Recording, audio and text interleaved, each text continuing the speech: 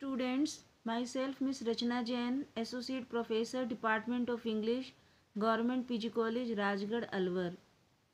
Today in this video lecture, I am going to explain you the poem Indian Weavers, which is in the syllabus of BA Part 1st, English Literature, Paper 1st, Unit B. This is my fourth video lecture on this topic.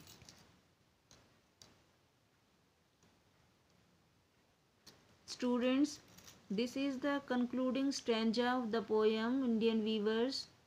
First of all, I read the poem. Weavers, weaving solemn and still, what do you weave in the moonlight chill? White as a feather and white as a cloud, we weave a dead man's funeral shroud.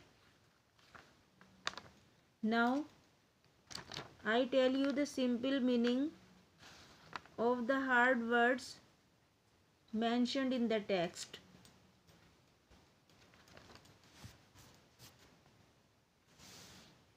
Solemn. Solemn is serious or grave. Still means quiet, without speaking. Chill means extremely cold, shivering cold. Shroud means winding sheet for the dead person. Now I tell you the reference with context of these lines. This stanza is the last stanza of Sarojini Naidu's popular lyric Indian Weavers. The poem has an Indian background, particularly of the rural side. The weavers are busy in weaving a cloth on their handlooms. The poetess may ask the question to the weavers. She puts the question to them and then the weavers answer. This sort of dialogue has a novelty about it. This poem was published in the Golden Threshold, which was received enthusiastically not only in India but in England also. Weavers weaving solemn and still. Poetess watch that in the moonlight the weavers weaving the cloth in a very serious and quiet atmosphere. What do you weave in the moonlight chill? So the poetess, due to her curious nature, asks a question why they are weaving such a cloth which as white as a feather or a cloud.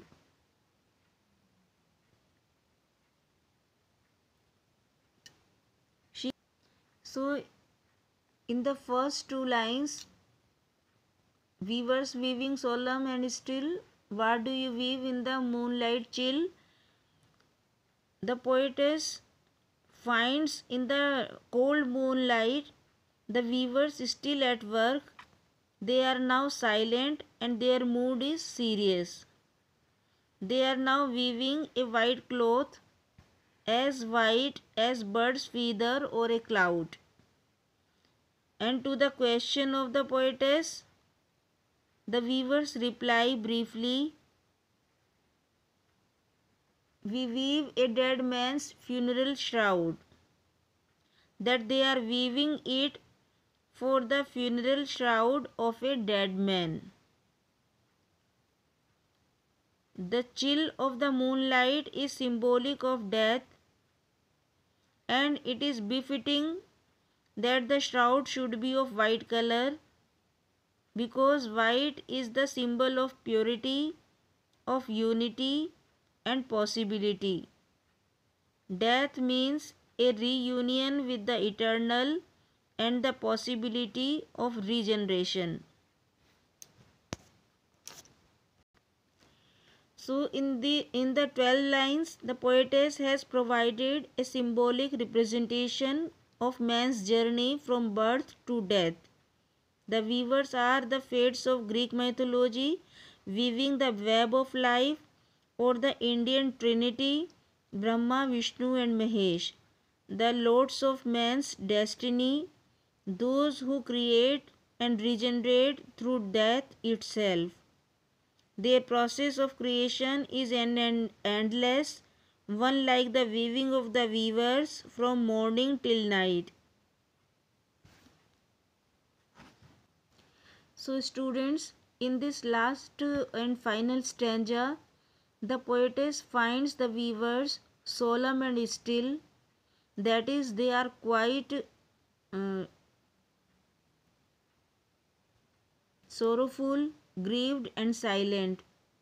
They are weaving something wired in the moonlight chill, that is, in the dead of the night, which is white as a feather and white as a cloud, that is, colorless or lifeless. As the poetess fails to figure out what it is and why they are sorrowful and silent, she asks them, what are they weaving, rather than why are they weaving? Then the weavers reply that they are weaving shroud for a dead person. Thus, the third and the final stage is death, which is emotionless and lifeless, like a white cloud or a feather. In this way, the life which begins with joy, happiness, etc., ends with sorrow and grief. Students, the keynote of this entire poem is